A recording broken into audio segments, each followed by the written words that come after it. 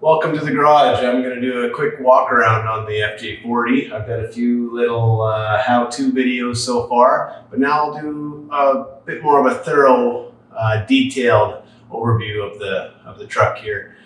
Let you know basically from the rubber to the top what this thing's all about and what we've done to it since I've got it. But first, for a better look inside the thing, I'll take off the soft top.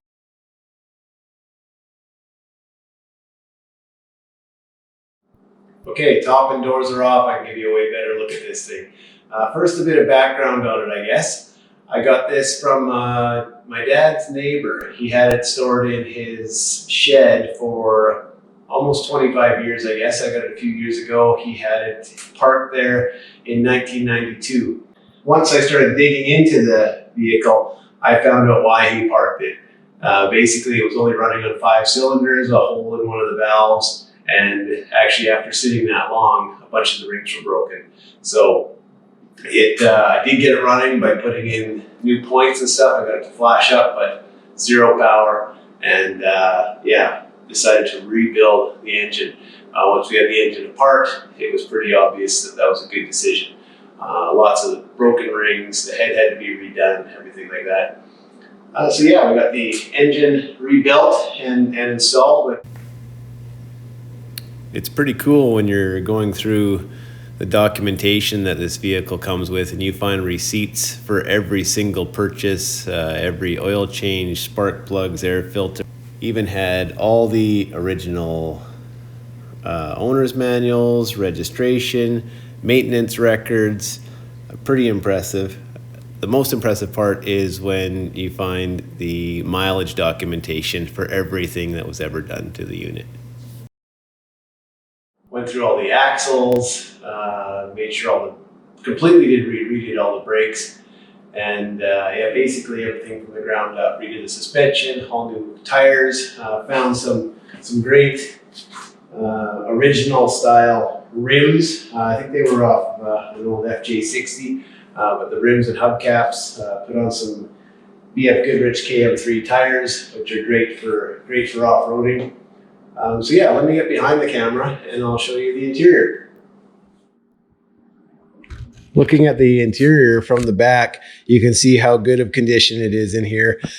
The seats are almost like new. That vinyl has 0 tears in it. I don't think anyone ever rode back here. You can see the straps holding the seats are also in great condition.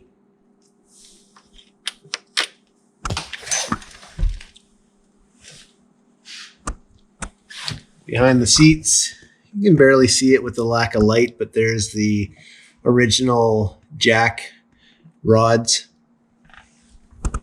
Original heater, blows nice and strong. Really helps up here in Canada on the cold days.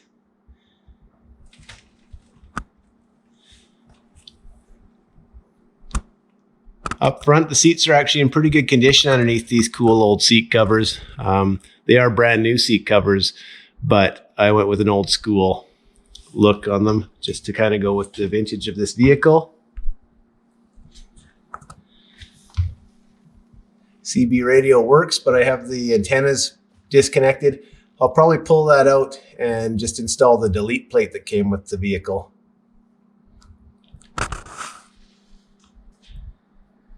Original steering wheel. Speedometer, dash bezel in really good shape. It has the kilometer per hour stickers placed over top. That was done by the dealership in the time when it was sold, just to convert from miles to kilometers for these imported vehicles. Original tack.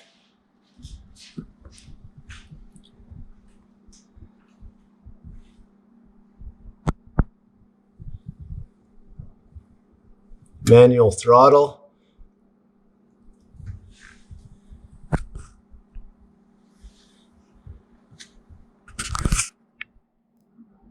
Another indicator on how complete this truck is under the front seat, the original toolkit and straps, original jack,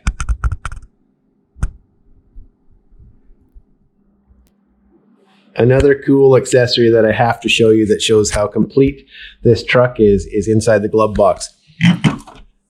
There is a trouble light, a factory trouble light in here that plugs right into the glove box. It's got well over 10 feet of cord, so you can go all the way around under the hood, wherever you need to be. It's got this cord end here. Looks like it would plug into the wall of the house, but it's a 12-volt cord in.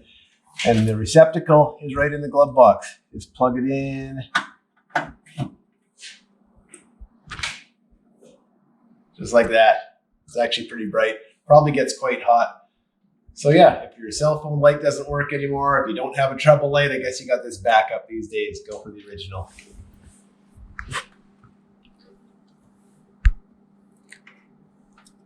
Use the light here to show you the actual receptacle in there. Just another cool accessory that's still rolling around with this old truck. I do have the original fog lamps for this truck as well as a few other things that came in bags and boxes from the owner. Like the emblems. I do have the original front emblem. I do have the original back emblems that go here. So aside from the interior, we can get into some more details about this. Original rims, original style, I should say, Land Cruiser rims and hubcaps. I mounted some 33-inch KM3s on there, BFGoodrich mud terrains. I put in a lift kit. It's a ProComp lift, if you can see that in there. And so new springs, new shackles, new bushings.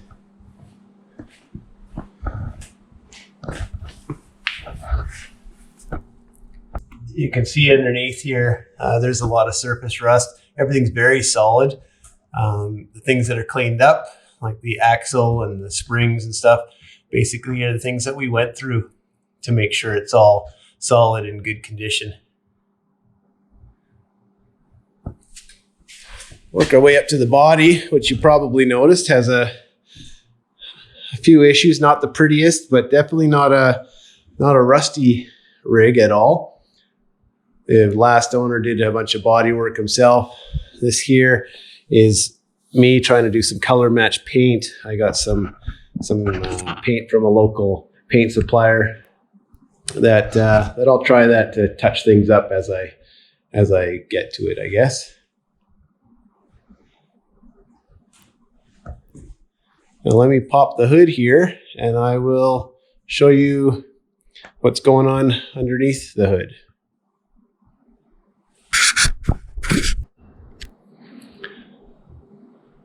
Hood up, gotta love these things. Land Cruisers, Jeeps, Suzuki Samurais. The hood just flips right back onto the windshield and gives you all access.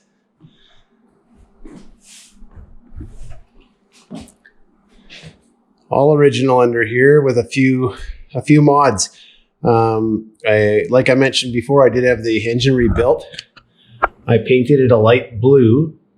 Just to help identify leaks and stuff. As you see, the factory color is black, which can hide a lot. You get a lot of grease buildup on it. It's hard to keep up on. I installed power steering, relocated the alternator to help do that. Power steering made a huge difference with this truck for drivability, off-roading. Without it, it's obviously hard to turn when you're standing still, but you hit a bump and it transfers through the wheels right into your arms when you're trying to steer.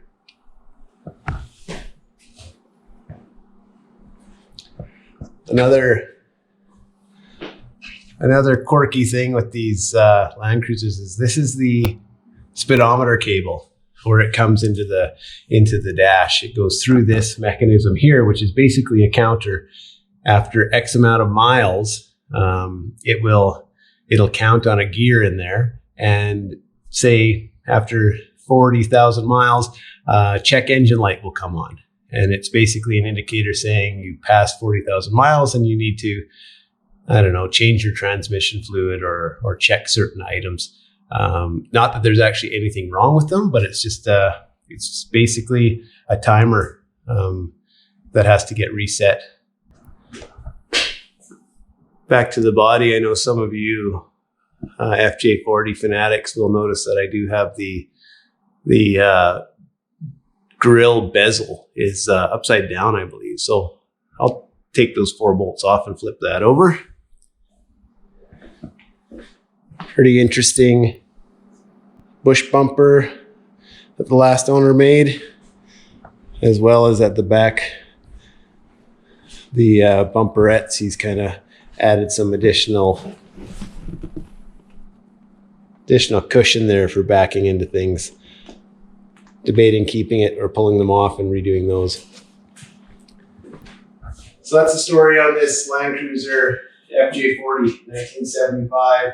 It's in great shape for its age. Obviously, we've done a lot of work to it just to make it more drivable and roadworthy compared to when we got it.